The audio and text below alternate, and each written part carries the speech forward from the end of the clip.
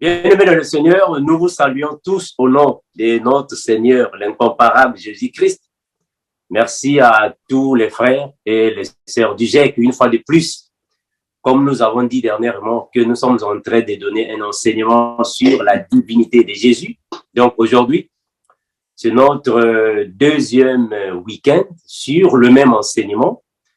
Nous allons aujourd'hui continuer de parler sur Jésus et Christ. Alors aujourd'hui, on va parler sur un autre thème, mais dans le même contexte. Jésus est le voile sale et déchiré par le Père, qui est Christ. Nous demandons premièrement à notre bien-aimée, la sœur Karen, de nous conduire dans une louange. Après, nous allons en parler. Merci. Amen. Bonsoir, mes bien-aimés. Alléluia, alléluia. Jésus, Jésus, Jésus, Jésus. Maranatha, Maranatha. Alléluia, alléluia. Jésus, Jésus. Maranatha. Alléluia, alléluia. Jésus, Jésus, Jésus, Jésus, Maranatha, Maranatha, alléluia, alléluia. Jésus, Jésus, Jésus, Jésus, Maranatha, Maranatha, alléluia, alléluia. Jésus, Jésus, Jésus, Jésus, Maranatha, Maranatha, alléluia, alléluia. Jésus, Jésus, Jésus, Jésus, Maranatha, Maranatha, alléluia, alléluia. Jésus, Jésus, Jésus, Jésus, Maranatha, Maranatha. Oh mon Dieu qui est bon comme toi, oh mon Dieu qui est bon comme toi, le maître du ciel, le maître de la terre, à toi la gloire pour l'éternité. Oh Jésus qui est bon comme toi, oh Jésus qui est bon comme toi, le maître du ciel, le maître de la terre, à toi la gloire pour l'éternité. Tu m'as donné la vie, la paix, le bonheur et la joie. Tu m'as donné la vie, la paix, le bonheur et la joie. Je veux te louer, je veux te célébrer de tout mon cœur pour l'éternité. Tu m'as donné la vie, la paix, le bonheur et la joie. Tu m'as donné la vie, la paix, le bonheur et la joie. Je veux te louer, je veux te célébrer, Jésus, de tout mon cœur pour l'éternité. Oh mon Dieu qui est bon comme toi, oh Jésus qui est bon comme toi, le maître du ciel, le maître de la terre, à toi la gloire pour l'éternité. Oh Jésus qui est bon comme toi, oh Jésus qui est bon comme toi, le maître du ciel, le maître de la terre, à toi la gloire pour l'éternité. Tu m'as donné la vie, la paix, le bonheur et la joie. Tu m'as donné la vie, la paix, le bonheur et la joie. Je veux te louer, je veux te célébrer de tout mon cœur pour l'éternité. Tu m'as donné la vie, la paix, le bonheur et la joie. Tu m'as donné la vie, la paix, le bonheur et la joie. Je veux te louer, je veux te célébrer de tout mon cœur pour l'éternité. Amen. Gloire à Jésus. Merci Seigneur Jésus. Merci la sœur Karen et le frère Eloche. Père éternel, nous te remercions infiniment, toi qui es incomparable, Dieu, créateur de toutes choses. Merci de ce que tu prends soin de tes serviteurs, tes servantes. Merci de ce que tu nous gardes, Père éternel, devant toutes sortes de dangers. Nous te remercions infiniment, Père, que cet enseignement entre encore et une fois de plus dans l'esprit de tes serviteurs, tes servantes, afin de la mettre en pratique. Merci infiniment, Père. Puissons-nous devant cette prière, nous disons Amen. Eh bien, on va commencer notre enseignement d'aujourd'hui. Nous avons dit dernièrement que nous avons Jésus-Christ qui est le Seigneur Dieu créateur de l'univers et de toutes choses. Jésus est le côté physique et Christ est le côté spirituel. Aujourd'hui, nous allons parler dans une autre dimension, dans une autre manière, afin toujours d'exprimer le même contenu, mais dans une autre étape. Jésus est le voile sale et désiré par Christ, qui est le Père. Comprenons, mes bien-aimés, que dans le tabernacle de Moïse, il y avait 3 sections. Nous avons le parvis, le lieu saint et le lieu très saint. Mais entre le lieu saint et le lieu très saint, il y avait séparation. Ce qui séparait là était le voile qui séparait entre le lieu saint et le lieu très saint. Pourquoi il y avait séparation? Mais parce que dans le lieu très saint, avait alors l'arche de l'alliance qui signifiait tout simplement la présence de Dieu au milieu de son peuple. En d'autres termes, Emmanuel. C'est dans le lieu très saint. Alors, dans le lieu très saint, toute personne n'avait pas cette permission d'y accéder. Ce n'était que le souverain sacrificateur qui pouvait accéder, mais à des moments précis, avec des ordres et précis. Donc, c'était alors cette séparation. Le voile, là, symbolise le corps de Jésus. Nous allons le démontrer dans la Bible, que le voile symbolise le corps de Jésus qui est en train de couvrir l'arche de l'alliance qui est l'esprit, qui est Christ. Donc l'arche de l'alliance, c'est l'esprit du Père qui est couvert par le voile. Mais quand nous voyons aussi Moïse dans son mouvement, quand il quitte la montagne et descend, il vient avec un visage rayonnant. Il doit cacher alors la splendeur de Dieu. Le voile qu'il cache aussi symbolise Jésus.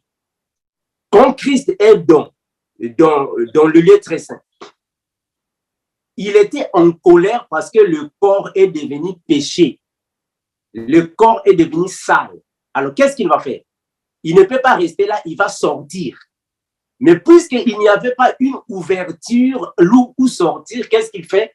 Il doit déchirer le voile. Quand il déchire le voile, c'est par cette ouverture qu'il sort, qu'il monte alors. Donc, c'est comme nous avons le corps, mais nous avons un vêtement spirituel. Notre vêtement, c'est Christ. C'est lui qui est notre vêtement. Maintenant, Christ, lui, quand il était sur la terre, il avait aussi un vêtement. Son vêtement, c'est Jésus. Maintenant, nous, quand nous commettons un péché, nous devenons sales, qu'est-ce qui se passe? Le Saint-Esprit est attristé. C'est la même chose avec Christ. Quand Christ est dans Jésus et que le corps de Jésus devient sale, il est en colère, il doit sortir en déchirant le voile. Ça, c'est dans le tabernacle.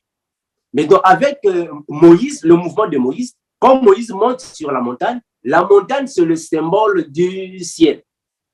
Chaque fois dans la Bible, quand on parle de la montagne des Oliviers, la montagne des Sion, la montagne d'Horeb, de Sinaï, ce sont les symboles du ciel.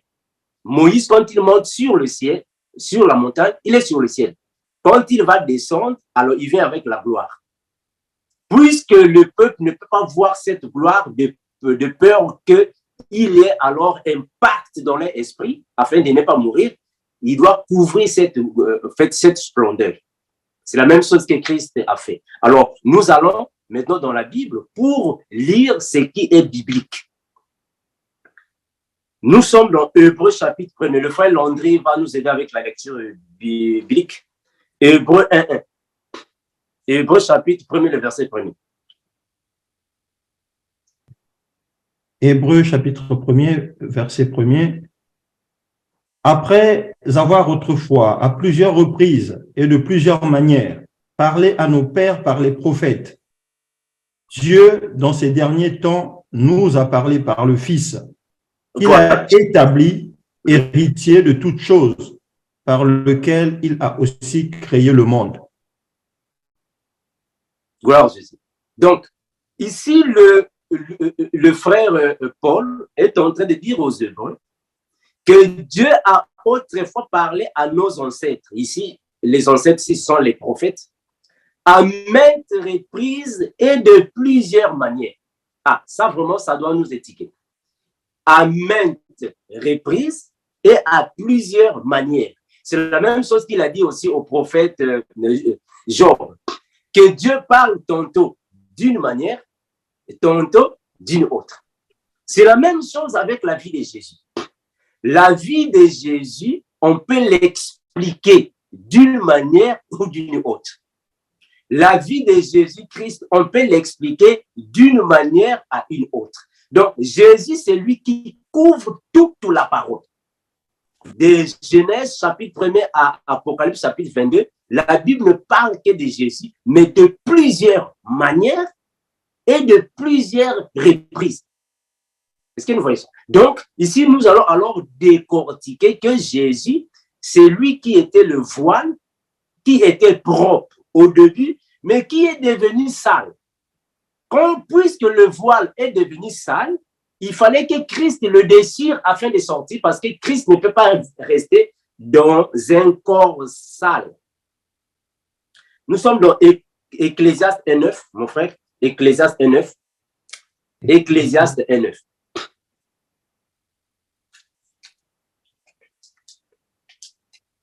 Alors, Ecclésiaste chapitre 1er, verset 9, il est écrit « Ce qui a été, c'est ce qui sera, et ce qui s'est fait, c'est ce qui se fera. Il n'y a rien de nouveau sous le soleil. » Amen. Gloire à Jésus. Donc, la Bible nous confirme que ici, sous le soleil, ici sur la terre, il n'y a rien de nouveau. Tout ce que Jésus a fait sur la terre avait déjà été fait. Jésus est juste venu pour accomplir ce que les prophètes ont déjà fait là-bas. Voilà pourquoi même le prophète Moïse l'a confirmé dans Deutéronome 18, 15. Qu'est-ce qu'il dit là-bas? Deutéronome 18, 15. Que dit le frère Moïse? Deutéronome 18, verset 15. L'Éternel, ton Dieu, te suscitera du milieu de toi, d'entre tes frères, un prophète comme moi. Vous l'écouterez. Voilà. Donc, Moïse avait déjà dit aux enfants d'Israël que l'Éternel suscitera au milieu de vous. Au milieu de vous. Il n'a pas dit qu'un prophète viendra de loin. Non, il sera seulement au milieu de vous. Il sera comme moi par rapport au ministère. Donc, Jésus est juste venu accomplir ce que Moïse a commencé. Donc, il a juste accompli ce que tous les prophètes ont dit là-bas. Et Jésus lui-même aussi a confirmé dans la parole. Dans Jean 5, 46, il a confirmé Jésus lui-même. Jean 5, 46. Jean 5, verset 46. Car si vous croyez Moïse, vous me croiriez aussi, parce qu'il a écrit de moi. Voilà. Parce que Moïse a écrit de moi. Donc, quand Moïse parlait, il parlait de Jésus. tout ce que Moïse a fait dans le tabernacle, dans son ministère, il était en train de dessiner la vie de Jésus. Jésus est venu sur terre pour reproduire. Il est venu pour accomplir ce que Moïse avait fait. Donc, tous les mouvements de Moïse dans le ministère, dans le sacerdoce, n'étaient rien d'autre que la représentation de la réalité que Jésus viendra avec. Voilà pourquoi dans Exode 3, 1, 6, frère Landry, Exode 3, 1, 6. Non, Exode 3, 1 à 6. Exode 3, 1 à 6. Il est écrit: Moïse faisait paître le troupeau de Jéthro, son beau-père, sacrificateur de Madian, et il mena le troupeau derrière le désert et vint à la montagne de Dieu à Horeb. L'ange de l'Éternel lui apparut dans une flamme de feu au milieu d'un buisson. Moïse regarda, et voici le buisson était tout en feu, et le buisson ne se consumait point. Moïse dit: Je veux me détourner pour voir quelle est cette grande vision, et pourquoi le buisson ne se consume point. L'Éternel vit qu'il se détournait pour voir, et Dieu l'appela du milieu du buisson et dit: Moïse, Moïse! Et il répondit: Me voici. Dieu dit: N'approche point d'ici, ôte tes souliers de tes pieds, car le lieu sur lequel tu te tiens est une terre sainte. Et il ajouta: Je suis le Dieu de ton père, le Dieu d'Abraham, le Dieu d'Isaac et le Dieu de Jacob. Moïse se cacha le visage, car il craignait de regarder Dieu. Amen. Amen. Gloire à Jésus. Est-ce que vous voyez là où Moïse commence avec le Seigneur? Donc, Dieu descendait sur la terre. Mais quand il descendait sur la terre, il ne prenait pas encore une chair physique. Il descendait dans sa toute-puissance sur la terre et il venait se poser sur la montagne d'Horeb. Alors, c'est à Moïse alors d'affronter le Seigneur. Vous voyez ici, Moïse, quand il a vu ça, il a caché son visage. Il a caché, pourquoi? Mais parce qu'il avait peur. Il cache le visage. Et Dieu dit à Moïse: enlève tes sandales, ou soit tes souliers, parce que tu te trouves sur une terre qui est sainte. Donc, la montagne d'Horeb, ou soit la montagne de Sinaï, c'était des symboles du ciel. La montagne des Oliviers, et vous pouvez continuer, la montagne de Sion, c'était des symboles du ciel. Donc, ici, Moïse est devant Dieu sur la montagne. En d'autres termes, il est dans le ciel. Est-ce que vous voyez ça? C'est là où commence le ministère. Il est dans le ciel. Donc, chaque fois quand il est avec le Seigneur, il a une autre splendeur, une autre force. Maintenant, c'est le même mouvement que Jésus va aussi faire. Et on va, mon frère, Exode 26, 30, qu'est-ce qu'on dit? Exode 26, 30. Exode 26, verset 30. Tu dresseras le tabernacle d'après le modèle qu'il t'aime montré sur la montagne. Gloire à Jésus. Donc, chaque fois que Moïse monte sur la montagne, c'est pour aller rencontrer le Seigneur Dieu. Mais Dieu lui donnait alors des... Donc, Moïse était spirituellement enseigné par Dieu, le Père lui-même. Et il a fait voir le modèle du tabernacle céleste qu'il devait reproduire sur la terre. Maintenant, regarde. Moïse regarde un tabernacle dans le ciel, la montagne. Il devait venir sur la terre pour reproduire le tabernacle. C'est la même chose que Jésus fait. Jésus, quand il est dans, en fait, Christ, quand il est dans le ciel, il vient sur terre, il prend un corps, il doit reproduire maintenant, cette fois-ci, un tabernacle qui n'est pas construit par les mains d'hommes, mais un tabernacle que lui-même a construit. Et son tabernacle, c'est nous. Donc, il veut maintenant habiter en nous. Voilà pourquoi il a dit dans la Bible, détruisez ce temple, je le rebâtirai dans 3 jours. Il parlait de son corps qui est devenu le véritable tabernacle sur la terre. Moïse a fait un tabernacle sur la terre en imitant ce qui est dans le ciel. Est-ce que vous voyez ça? Maintenant, dans le tabernacle, il fallait qu'il soit conforme au tabernacle céleste par rapport au ministère. Et Moïse a fait bâtir le tabernacle. Il a séparé le tabernacle en 3 sections. Le parvis, ce qui signifie la cour, là où se faisaient alors les sacrifices des holocaustes, là où se faisait alors le service des sacrificateurs quand ils recevaient le peuple pour brûler les animaux et autres choses conformément au sacerdoce lévitique. Et nous avons alors le lieu saint, là où était uniquement la présence alors des sacrificateurs pour le culte, et le lieu très saint, là où entrait uniquement le souverain sacrificateur, là où se trouvait l'arche de l'alliance qui symbolise Dieu parmi les hommes, qui est Emmanuel, qui est Christ. Donc, ces 3 sections symbolisaient tout simplement le corps, l'âme et l'esprit. Voilà pourquoi nous disons le Père, le Fils et le Saint-Esprit. Mais c'est un en 3. 3 sections en une seule personne. Est-ce que vous voyez ça? Donc, 3 dimensions en une seule entité. C'est ce que Moïse a reproduit sur la terre. On avance, mon frère Landry. Nous sommes dans Exode 34, le verset 31 à 35. Exode 34, verset 31 à 35. Moïse les appela, Aaron et tous les principaux de l'assemblée vinrent auprès de lui et il leur parla. Après cela, tous les enfants d'Israël s'approchèrent et il leur donna tous les ordres qu'il avait reçus de l'Éternel sur la montagne de Sinaï. Lorsque Moïse eut achevé de leur parler, il mit un voile sur son visage. Quand Moïse entrait devant l'Éternel pour lui parler, il ôtait le voile jusqu'à ce qu'il sortît.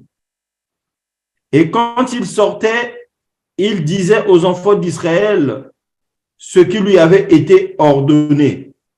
Les enfants d'Israël regardaient le visage de Moïse et voyaient que la peau de son visage rayonnait.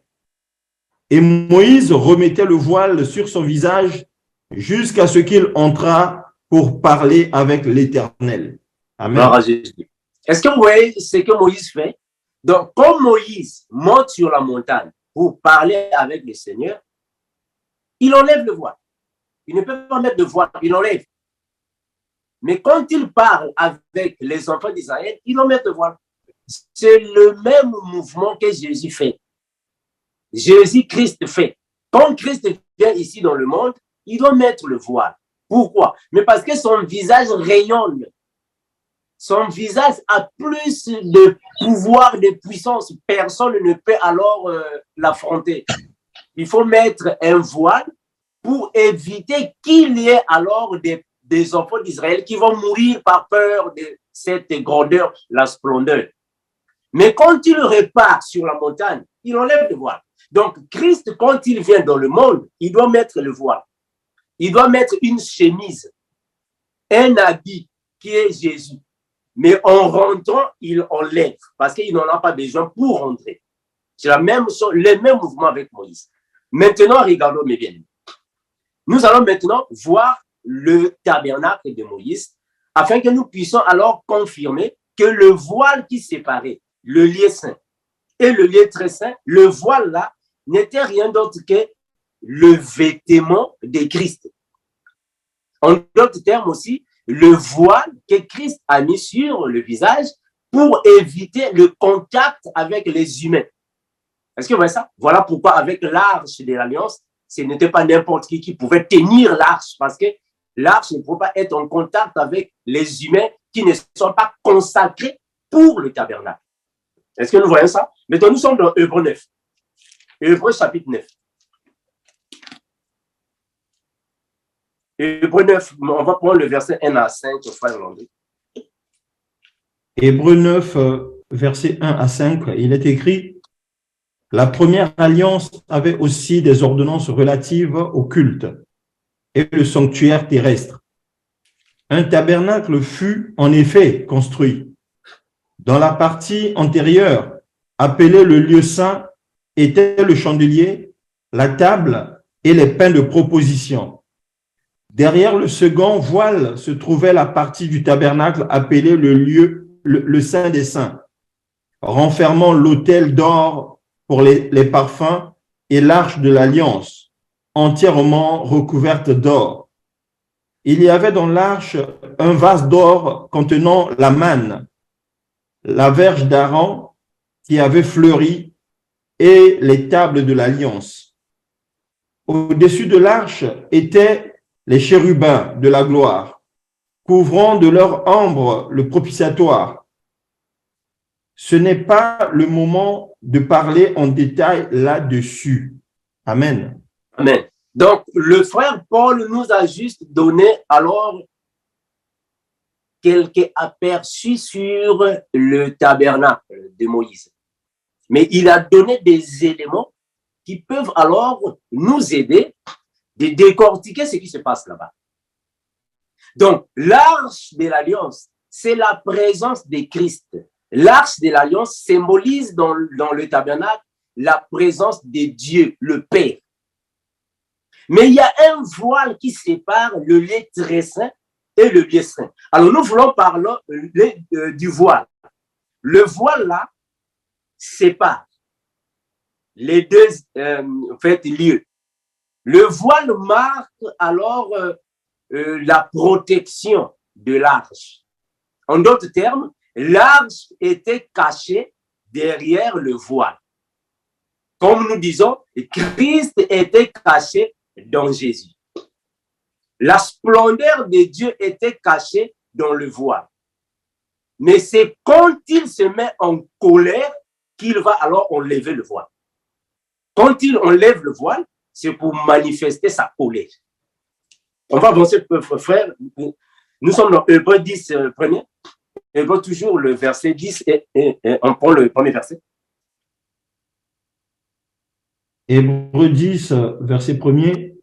En effet, la loi, qui possède une ombre des biens à venir et non l'exacte représentation des choses, ne peut jamais, par les mêmes sacrifices qu'on offre perpétuellement chaque année, emmener les assistants à la perfection. Voilà, je prends le verset 5 pour mon frère. C'est pourquoi Christ, entrant dans le monde, dit: tu n'as voulu ni sacrifice ni offrande, mais tu m'as formé un corps. Amen. Gloire à Jésus. Prenons le verset 8. 8 et 9. Après avoir dit d'abord, tu n'as voulu et tu n'as agréé ni sacrifice ni offrande, ni holocauste ni sacrifice pour le péché, ce qu'on offre selon la loi. Et il dit ensuite: voici, je viens pour faire ta volonté. Il abolit ainsi la première chose pour établir la seconde. Amen. Amen. Merci, mon frère. Donc, par rapport à cette lecture que vous pouvez continuer à la maison, nous sommes en train de voir que Christ est entré dans le monde, mais il doit prendre un corps. En d'autres termes, Moïse quitte le ciel, la montagne, il vient vers le peuple d'Israël, il doit prendre un voile. Il prend le voile pourquoi? Mais pour couvrir sa splendeur, sa puissance. Christ aussi fait la même chose. Il doit prendre un corps physique. Hébreux 2,14, frère, on dit quoi? Hébreux 2,14. Hébreux 2,14. Oui, mon frère. Hébreux 2, verset 14. Ainsi donc, puisque les enfants participent au sang et à la chair, il y a également participé lui-même, afin que par la mort, il anéantisse celui qui a la puissance de la mort, c'est-à-dire le diable. Donc, le Père a pris aussi la chair et le sang, comme les enfants ont la chair et le sang, afin de venir alors exterminer avec le pouvoir satanique.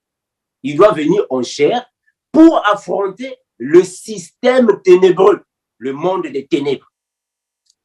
Pourquoi? Mais parce qu'il y avait des captifs dans les séjours des morts. Il y avait des captifs dans le lieu ténébreux. Il fallait alors délivrer tous ces captifs. Il doit alors venir en chair et en os. Que nous dit le frère Pierre? 1 Pierre 1,19. 1 Pierre 1,19. C'est là maintenant que nous allons voir que le voile était devenu sale. 1 Pierre 1,19. 1 Pierre 1,19. Mais par le sang précieux de Christ, comme d'un agneau sans défaut et sans tache. Ah, Jésus. Donc, quand l'agneau vient dans le monde, il vient sans défaut, sans tache. En d'autres termes, Jésus est venu sans péché. Quand la Bible dit sans défaut, sans tache, cela signifie tout simplement sans péché. Il n'a pas connu de péché. Donc, c'est un agneau sans défaut, sans tache, qui n'a pas connu de péché. Mais cet agneau, dans une autre manière, va se salir. Le voile va devenir, attention, ici nous sommes en train de donner la notice solide. Ce sont des révélations, mes frères. Ce sont des révélations. L'agneau va se salir. Ça veut dire quoi? C'est-à-dire que l'agneau qui était sans tache va devenir péché sur la croix. C'est-à-dire qu'il va se tacher. Quand il se tache, le Père doit alors le quitter. Le Père ne peut pas rester. Le Père va quitter parce qu'il est devenu ça. Est-ce que vous voyez ça? Le Père qui quitte. Est-ce que vous comprenez notre langage? C'est un problème de langage. Parce que quand Jésus vient dans le monde, il doit regrouper tous les péchés de ses enfants.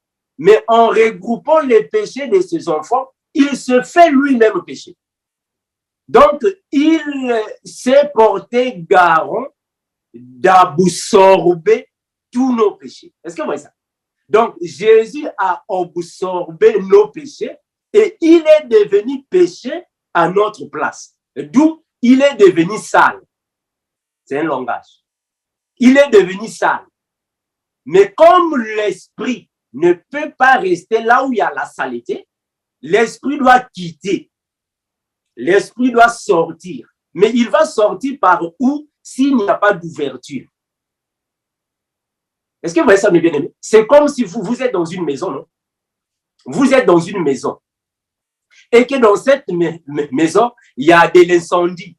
Il y a du feu partout. Et après, l'alarme commence à sonner. Vous devrez sortir. Mais avant de sortir, il faut qu'il y ait une ouverture. Vous allez sortir par où? Si la porte est fermée, par exemple. Là, il faut rompre la porte ou rompre la fenêtre. C'est la même chose que l'Esprit a fait, le Christ. Il a voulu sortir parce que la maison est devenue sale. Mais qu'est-ce qu'il fait? Pour sortir, parce qu'il n'y a pas d'ouverture. Il doit déchirer le voile. C'est le voile qui est dans le tabernacle de Moïse. Il doit déchirer ça. Quand il déchire le voile, là, il y a une ouverture, il va sortir. L'esprit qui sort là, c'est l'arche de l'alliance. L'arche de l'alliance n'était pas vue par tout le monde. Mais Jésus nous a donné cet accès de voir l'arche de l'alliance parce qu'il a déchiré le voile.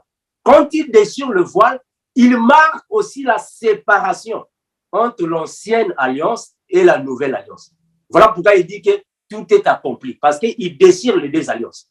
Et il accomplit tout ce que les prophètes de l'ancienne alliance ont fait et ce qui va se faire dans la nouvelle alliance. Donc, c'est lui qui est l'intermédiaire. Voilà pourquoi on l'appelle l'intermédiaire entre Dieu et les hommes. Il est au milieu. Est-ce que vous voyez ça? C'est le voile là. C'est le voile qui est l'intermédiaire entre le lieu très saint et le lieu saint. Ça est au milieu. Jésus, lui, il est l'intermédiaire entre les hommes et Dieu. Il est au milieu. C'est comme ça. Donc, il marque le voile, la séparation. On va chercher ce passage biblique. C'est très important. Il est l'intermédiaire. Que le Seigneur nous bénisse. Il est l'intermédiaire. Le frère Landy, je ne sais pas si tu vois ces passages bibliques. Jésus est l'intermédiaire entre nous et les hommes. Là, nous sommes dans 1 Timothée, je crois. 1 Timothée, voilà. 1 Timothée 2,5. 1 Timothée 2,5.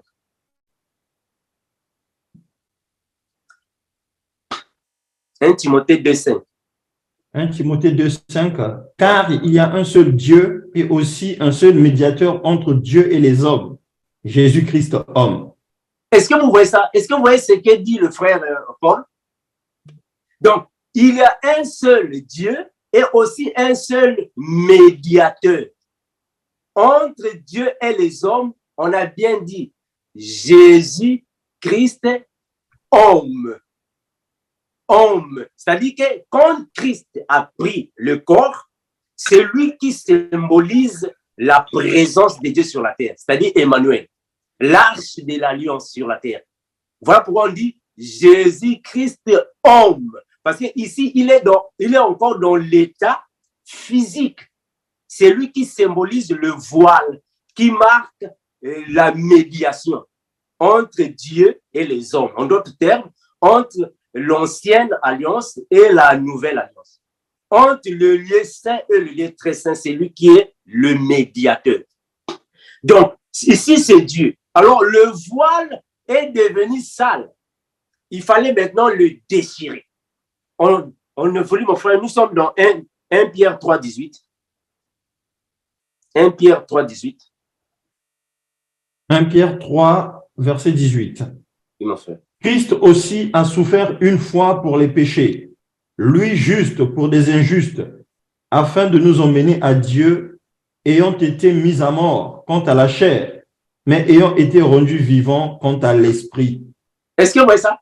Ayant été mis à mort quant à la chair, qui est Jésus, mais ayant été rendu vivant. Ça, c'est l'esprit. Vous voyez qu'il a deux dimensions. La chair, qui est Jésus, et l'esprit. Deux dimensions. C'est ce que nous avons dit dernièrement. Il a deux dimensions. Jésus et Christ.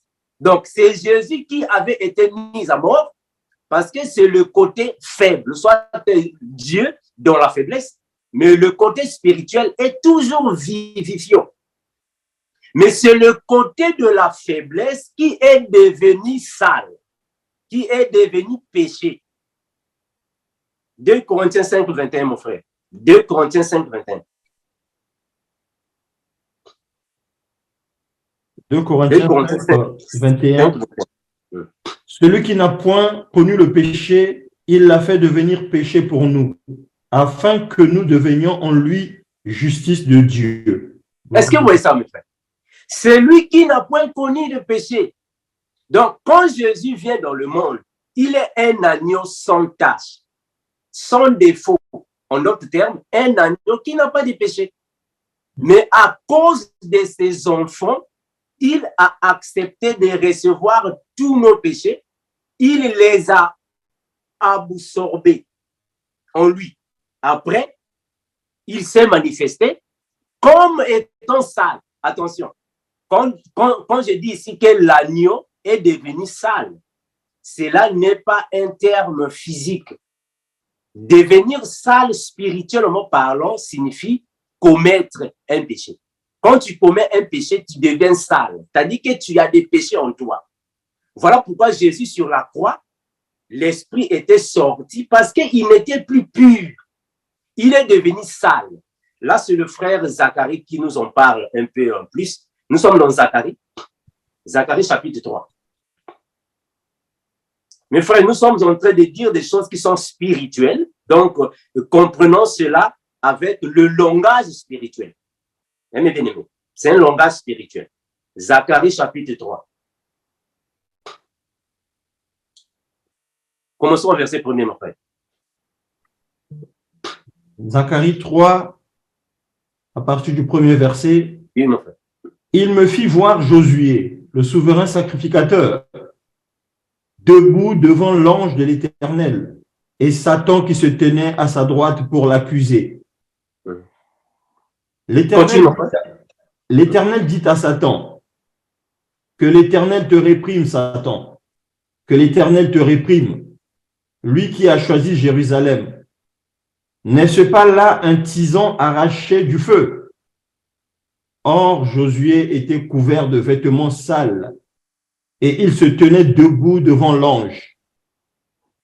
L'ange, prenant la parole, dit à ceux qui étaient devant lui, « ôtez-lui les vêtements sales. » Puis il dit à Josué, « Vois, je t'enlève ton iniquité et je te revêts d'habits de fête. » Je dis qu'on mette sur sa tête un turban pur. Et ils mirent un turban pur sur sa tête. Et ils lui mirent des vêtements. L'ange de l'Éternel était là. Gloire à Jésus. Mais bien aimé, est-ce que nous comprenons ce qui se passe ici? Le frère Josué était aussi le souverain sacrificateur. À l'instar de Jésus. Jésus aussi est souverain sacrificateur, selon l'ordre de Melchisédek. Donc, ici, Josué a commis l'iniquité et il est devenu spirituellement sale. Il fallait que Dieu, le Père, qui est l'ange de l'Éternel, puisse alors lui ôter son iniquité pour purifier son péché. Or, spirituellement parlant, il est devenu sale. Ses vêtements se sont salis. Il fallait lui donner les vêtements de noces, de fête, qui signifie tout simplement lui ôter le péché afin qu'il redevienne pur. C'est la même chose avec Jésus, qui est aussi le souverain sacrificateur dans le sacerdoce royal. Il était devenu sale à cause de nous. Il a accepté de prendre tous nos péchés sur la croix. Il devient sale. Mais étant dans la saleté, le Père doit purifier alors ses vêtements. Mais qu'est-ce qu'il fait? Il doit déchirer les vêtements sales et lui donner les vêtements propres. Est-ce que vous voyez ça? Est-ce que vous comprenez notre langage? Il doit avoir les vêtements propres. C'est avec ces vêtements propres qu'il doit alors monter dans le ciel pour accomplir alors la mission sacerdotale. Voilà pourquoi Jésus, quand il était mis dans sa tombe, Marie de Magdala, ou soit Marie de Madeleine, est partie à la tombe. Il a vu Jésus, il a vu le Seigneur. Marie a voulu toucher le Seigneur. Qu'est-ce que le Seigneur a dit? Il dit non, ne me touche pas. Ne me touche pas, je ne suis pas encore monté. Oh. Mais pourquoi il refuse que Marie touche en fait, à son vêtement, ou soit à lui? Mes frères, ça, ce sont des choses qui ont rapport avec le sacerdoce mosaïque. Est-ce que vous voyez ça? Donc, le corps était devenu sale sur la croix. Voilà pourquoi le Père doit sortir. Et il a crié, mon Dieu, pourquoi m'as-tu abandonné? Quand le Père quitte Jésus, mais il n'est pas réparti parce qu'il doit toujours se souvenir du souverain sacrificateur. Il doit ôter cette iniquité-là. Dans la colère, qu'est-ce qu'il fait? Il va revenir. Quand il revient, c'est pour venir alors manifester sa colère. Voilà pourquoi quand Jésus meurt sur la croix, il y a eu tremblement de terre. Ça va, non? Tremblement de terre, là, signifie quoi? Mais parce que l'esprit est en colère. Le tremblement de terre exprimait la colère de Dieu. Et cela exprimait alors qu'il devait alors descendre dans les enfers pour délivrer les captifs et mettre fin à la puissance du diable. Nous sommes dans la Bible toujours. Nous allons prendre Joël 2,13, mon frère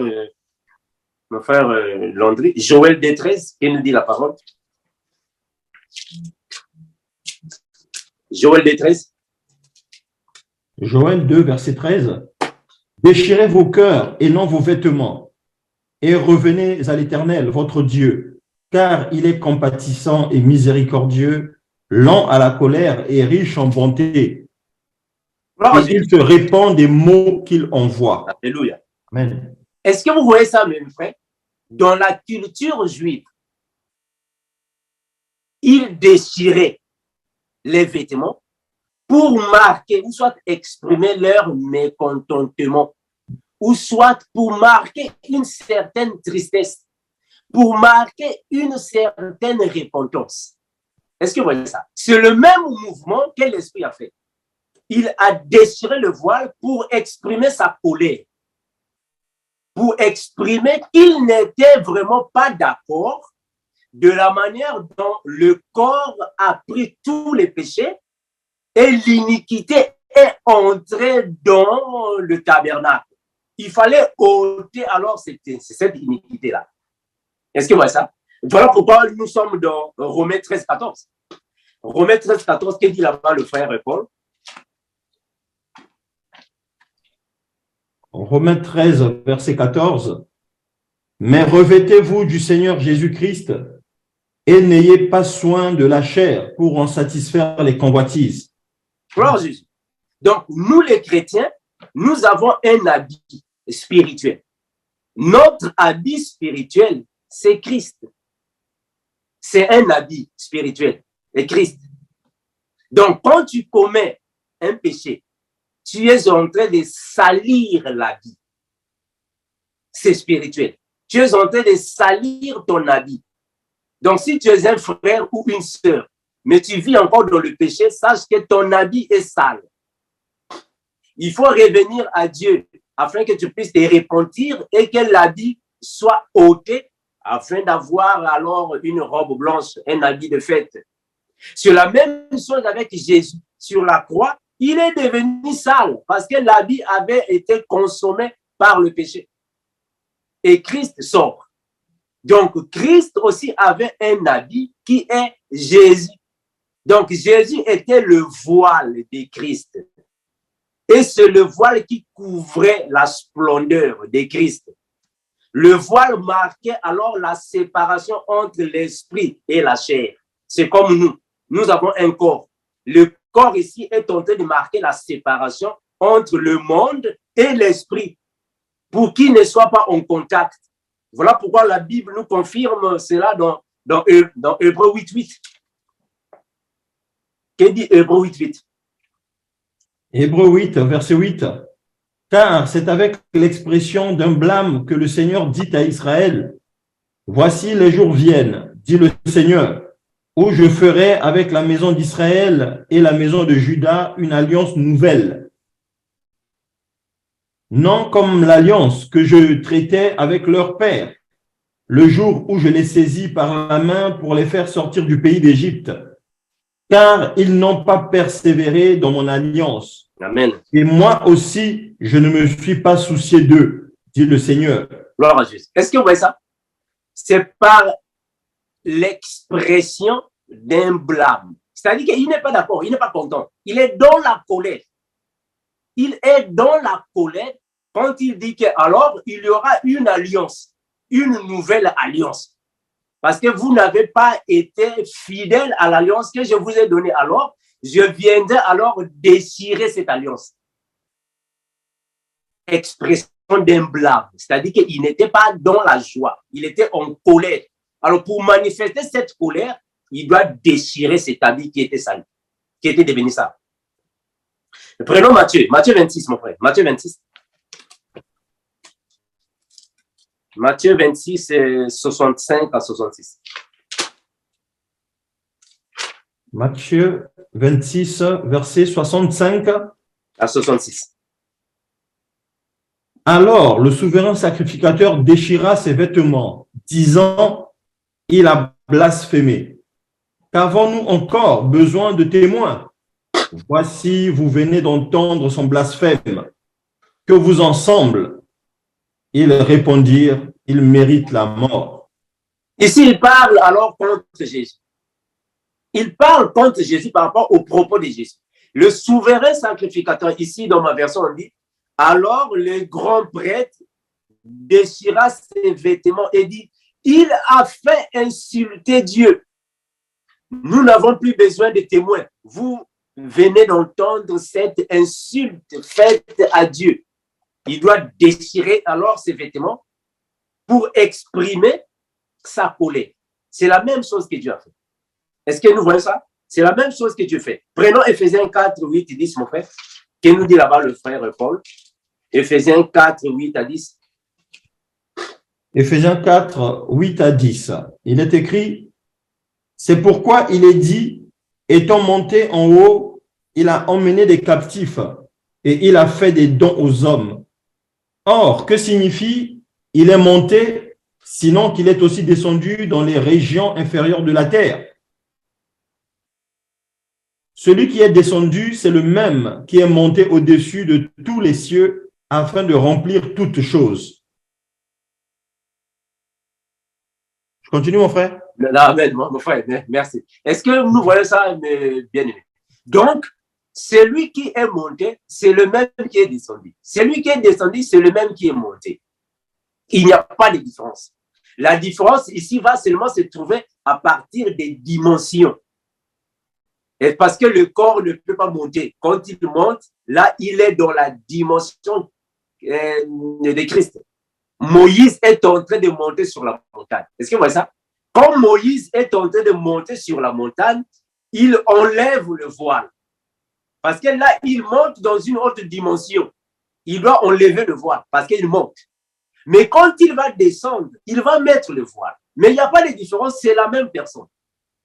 Est-ce que vous voyez ça? C'est le même Moïse. C'est le même Jésus-Christ, mais qui change de dimension. Alors, quand il va sortir de Jésus, qui est devenu sale, il monte au ciel, il va revenir dans la colère. Mais quand il revient, c'est pour exterminer avec Satan. Et il est parti dans les profondeurs pour aller délivrer les captifs. Mais qui sont ces captifs? Les captifs étaient tous les enfants de Dieu qui sont morts avant la croix. Ils étaient captifs dans le séjour des morts. Parce qu'à cette époque, c'est le diable qui avait le contrôle et le pouvoir dans les lieux, dans les ténèbres. Il fallait alors détrôner le diable. Il est parti alors délivrer tous les captifs et il s'en va avec. C'est là où il va remettre alors le pouvoir à l'Église. Est-ce que vous voyez ça? Donc ici, Christ est en train de combattre dans la colère. Et il va remettre le pouvoir à l'Église et il va prendre ses enfants, il va les placer dans le lieu de repos. Que le Seigneur soit loué. Donc, nous allons prendre le dernier verset. Nous sommes dans Colossiens 2,14. Colossiens 2,14, que nous dit là-bas le frère Paul. Colossiens 2, 14 à 15. Colossiens 2, 14 à 15. Il est écrit, il a effacé l'acte dont les ordonnances nous condamnaient et qui subsistait contre nous. Et il l'a détruit en le clouant à la croix. Il a dépouillé les dominations et les autorités et les a livrées publiquement en spectacle, en triomphant d'elles par la croix. Gloire à Jésus. Dans ma version, on dit ainsi. Il a annulé les documents qui nous accusaient et qui nous étaient contraires par ses dispositions. Il l'a supprimé en le clouant à la croix. C'est ainsi que Dieu l'a désarmé. Dieu a désarmé les autorités. Est-ce que vous voyez ce qui se passe? Quand la Bible dit qu'il a dépouillé les autorités, en d'autres termes, il les a désarmés parce qu'ils étaient armés. L'arme ici, c'est le pouvoir. Ils avaient le pouvoir, mais Christ les a enlevés le pouvoir, les a désarmés et il a donné ce pouvoir à l'Église parce qu'il était dans sa colère. Merci mes bien-aimés, nous arrêtons par ici. C'est le message, l'enseignement sur Jésus et Christ que nous avons terminé aujourd'hui. Demain, on va passer à la séance des questions et réponses. Que le Seigneur nous bénisse énormément. Merci mes frères. Que le Seigneur soit encore et toujours loué dans nos vies. Nous allons prier mes frères pour alors se dire au revoir et se retrouver demain le jour des questions et réponses. Prions au nom de Jésus-Christ, l'incomparable Seigneur Dieu. Incomparable Père, nous te remercions, toi qui bénis, garde, protège tes enfants partout là où nous sommes, Père. Merci pour ta protection divine. Merci de ce que tu nous as donné ta parole. Et nous te remercions énormément afin que tu puisses encore et toujours ouvrir nos esprits afin de concevoir ta parole et la mettre en pratique. Sois avec nous toujours jusqu'à ce que tu reviendras. Père, merci pour ta promesse, car tu as dit que tu seras avec nous jusqu'à la fin des temps. Tu es avec nous. Merci infiniment, Père. Que le règne, la puissance et la gloire te reviennent à jamais. Amen. Merci, mes bien-aimés. À nous revoir demain pour les questions et les réponses. Merci. Bye bye.